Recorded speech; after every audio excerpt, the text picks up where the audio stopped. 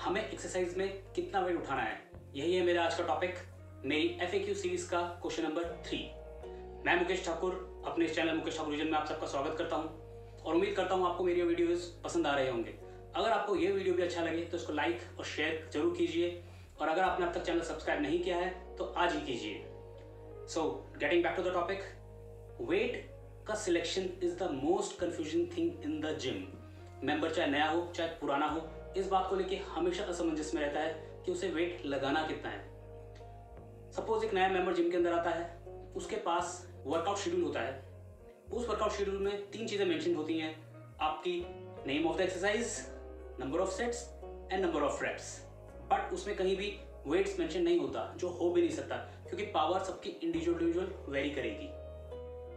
अब वो नया मेंबर है, वो बार बार अपना कार्ड लेके ट्रेनर के पास जाता है। ट्रेनर से पूछता है कि सर ये वाली एक्सरसाइज है मेरी, इसमें मुझे कितना वेट लगाऊं। तो ट्रेनर भी मुझे ये नहीं पता उस समय उसे क्या समझाता है। जाहिर सी बात है वो उसे कोई एक वेट बता देता होगा उसकी पावर के हिसाब से कि आप इसमें 30 लगा लो, चाहे 40 लगा लो, चाहे 50 लगा लो। और वो मेंबर जाकर के 30, 40 से 50 जो भी वेट बताया है उससे वो नंबर ऑफ सेट्स सपोज 6 से 8 के बीच में, तो 6 से 8 के बीच कर देता है। क्या इससे उसे कुछ फायदा होगा? बिल्कुल नहीं। ऐसा करके सिर्फ आपने अपनी एक्सरसाइज का टोटल पूरा किया, इससे आपको कुछ भी रिजल्ट मिलने वाला नहीं है। रिजल्ट के लिए हमको जो हमारी रैप रेंज दी गई है, जो कि हमारे गोल के हिसाब से सेट की गई है, हमको उस रैप में रेंज में अपना 100% लगाना है।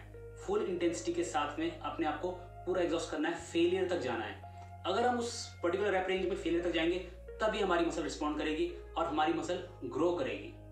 अब ये रैप रेंज डिसाइड कैसे होती है? दरअसल 2 से 6 की एक स्लैब होता है हमारा, 6 से 12 का एक स्लैब और 12 से ऊपर का एक स्लैब। माना गया है साइंस में ये कि आपका जो 2 से 6 का स्लैब है, इस स्लैब में अगर आप वर्कआउट करते हैं, यानी कि 2 से 6 रैप के बीच आप एक्सरसाइज करते हैं, तो you are training for your strength, जो कि पावर लिफ्टर्स करते हैं। अगर आपकी रैप रेंज 6 से 12 के बीच में, then you are training for muscle building, hypertrophy. और अगर आपकी रेंज 12 से ऊपर की है, then you are training for stamina endurance. So जो भी आपके ट्रेनर ने या जो भी आपने पर्सनल ट्रेनर ने आपके या ऑनलाइन PT आप ले रहे हैं, उसने आपका गोल डिसाइड करके आपका वर्कआउट दे रखा है, तो आपको उस रैप रेंज को प्रॉपर्ली फॉलो करना है। आपको एक ऐसा वेट सिलेक्ट करना है जो कि आपको उस रैप रेंज के अंदर ही फेलियर तक ले जाए। फेलियर मतलब आपका उस रैप रेंज से एक फालतू रैप नहीं होना चाहिए और ना आप एक रैप उससे आपका कम हो सके। तो आपको उस रैप रेंज के अंदर अपने आप को फुली करना है, एग्जॉस्ट करना है, डेड करना है। अब शायद आप समझ पा रहे होंगे मैं क्या कहना चाह रहा हूं। एक और एग्जांपल के साथ मैं आपको समझाता हूं कि सपोज एक्सरसाइज आपकी है flat bench press, rap range है आपकी 6 से 8 और आपको आपके ट्रेनर ने वेट बता रखा है 50 kg। तो आपने 50 kg वेट लगाया, तो यहां पर आपके 2 सिनेरियो बन सकते हैं। पहला सिनेरियो ये कि आप अपने 8 रैप करके वेट वापस रख देते हैं, जबकि आप थोड़ा और पुश करते तो 2 से 3 रैप और एक्स्ट्रा हो सकते थे। दूसरा सिनेरियो ये बन सकता है यहाँ पे कि आपसे केवल 3 ही रैप हो पाए और बाकी 3 रैप आपके पार्टनर ने उठा करके बाकी 3 रैप आपसे पूरे करवाए। इन दोनों ही केसेस में आपने अपना सेट खराब किया। आपको उस सेट से कोई फायदा नहीं होने वाला, क्योंकि आपके ट्रेनर ने जो आपके लिए गोल सेट किया है, जो आपके वर्कआउट में गोल सेट है 6 से 8 के बीच में, अगर आप उसके बीच में फेल नहीं हो रहे, then it is totally loss of time and energy. आपका टाइम और एनर्जी पूरा वेस्ट हो रहा है। तो आपको करना क्या है? आपको ऐसा वेट सिलेक्ट करना है जो कि 6 से 8 के बीच में आपको फेल करे। वही वो जगह है जहां पर वो ग्रोथ छुपी हुई है, मसल हाइपरट्रॉफी। अब सवाल यह उठता है कि यह कैसे पता करें कि हमारे लिए सही वेट है कौन सा, हम किस वेट से उस पर्टिकुलर रैप की रेंज के अंदर ही फेल होंगे। यह जानने का केवल एकमात्र तरीका है, आप अपना ट्रेनिंग लॉग, डायरी मेंटेन करें। डायरी बहुत काम आती है। मसल मेमोरी तो पूरी बरकरार रहती है, लेकिन ह्यूमन मेमोरी वीक पड़ जाती है। एक हफ्ते तक वो उतना रिकॉर्ड नहीं कर पाती कि उसने एक हफ्ते पहले फ्लैट बेंच प्रेस में 50 किलो से कितने रैप किए थे और उसकी कंडीशन कैसी थी, क्या वो उस समय 100% फेलियर था या एक आध रैप की और गुंजाइश थी। ये आपको अपनी डायरी में मेंटेन करना है, ताकि जब नेक्स्ट वीक आपका वही वर्कआउट आए दोबारा, तो आपको मेमोरी पूरी तरह से फ्रेश हो जाए और आप सही वेट सिलेक्ट करके लगा सकें।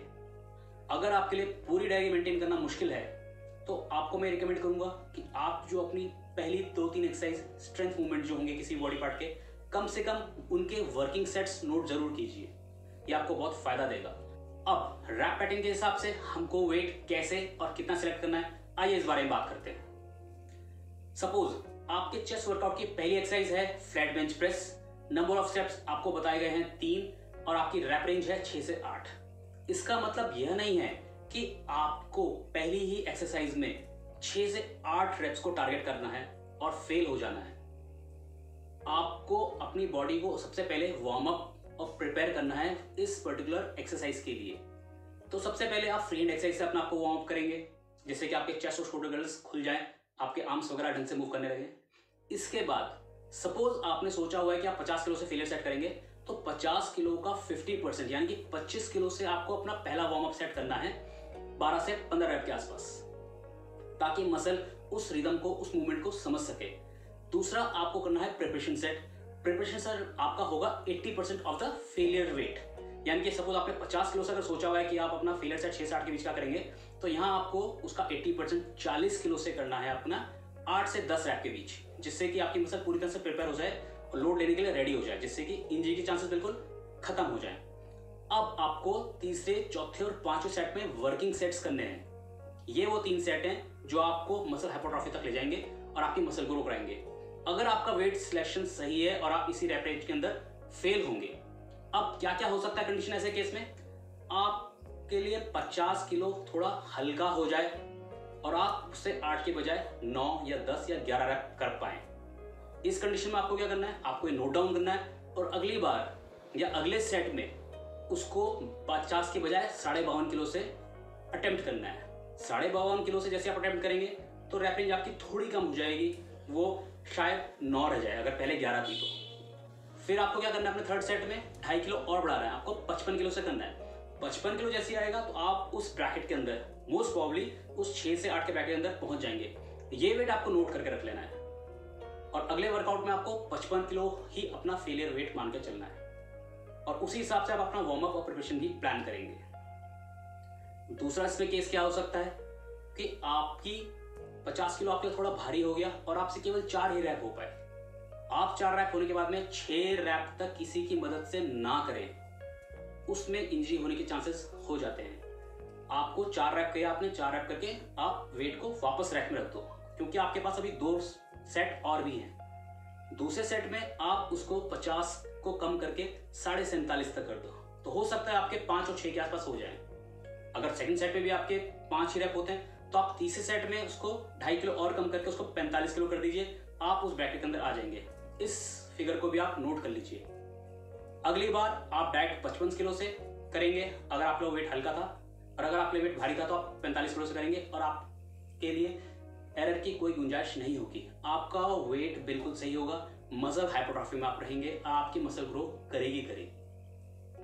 इस तरीके से आप अपना वेट सिलेक्शन कर सकते हैं। एक और बात ध्यान के रखिए कि आपके जो वार्म अप और प्रिपरेशन सेट्स हैं, ये मौसम के हिसाब से थोड़ा आगे पीछे होंगे।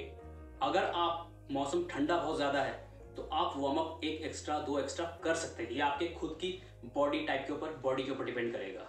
अब आप समझ गए होंगे कि प्रॉपर वेट सिलेक्शन कितना जरूरी है। हो सकता है आपके ट्रेनर ने आपके लिए बहुत बेस्ट वर्कआउट बना के दिया हो और आप डाइट में भी कोई गलती नहीं कर रहे हैं, प्रॉपर बढ़िया डाइट खा रहे हैं, लेकिन अगर जिम के अंदर आपका वेट सिलेक्शन खराब है, आप प्रॉपर वेट नहीं सिलेक्ट कर पा रहे हैं, तो आपका वर्कआउट खराब हो रहा है, आप ग्रो नहीं करेंगे, आपकी इंप्रूवमेंट नहीं होगी। अगर आपको ये वीडियो समझ में आया होगा तो अब आप अपना प्रॉपर वेट सिलेक्शन कर सकेंगे। आपको हमेशा ध्यान में रखना चाहिए कि मसल बिल्डिंग एक स्लो प्रोसेस है, आप इसको एंजॉय कीजिए। यह एक मैराथन है, कोई स्प्रिंट रेस नहीं है। अब मैं एक बहुत जरूरी बात आपको बोलना चाहूंगा, खास तौर पे बिगनर्स को, कि स्टार्टिंग में आप अपनी फॉर्म और पोस्चर पे खास ध्यान रखें, उस पर मास्टरी करें। भला चाहे इसमें अगर थोड़ा एक्स्ट्रा टाइम लग भी जाता है तो नो हरीज नो वरीज, क्योंकि यही आपकी फिटनेस करियर की नींव रखेंगे। अगर आप उस पर्टिकुलर रैप रेंज के अंदर आने के लिए अपने फॉर्म की सेक्रीफाइस करेंगे तो आपको इंजरी होने के चांसेस बहुत प्रोमिनेंट हो जाएंगे और आप ज्यादा लंबा इस करियर पे नहीं चल सकोगे। So play safe, play longer. So on a final note, आपका ट्रेनिंग गोल चाहे कुछ भी हो, चाहे आप स्ट्रेंथ के लिए ट्रेन कर रहे हो, चाहे आप एंड्योरेंस के लिए ट्रेन कर रहे हो या आप मसल बिल्डिंग कर रहे हो, अगर आपके ट्रेनर ने कोई एक आपको रैप रेंज दे रखी है और आप 100% उस रैप रेंज के अंदर ही फॉल कर रहे हैं, प्रॉपर फेल हो रहे हैं, आपका मसल फटीग कर हो रहा है, तो डेफिनेटली आप ग्रो करेंगे, बशर्ते आपका फॉर्म और पोस्चर एक्सरसाइज में परफेक्ट होना चाहिए। इसी के साथ मैं वीडियो समाप्त करता हूं। तब तक के लिए good bye, take care, see you soon.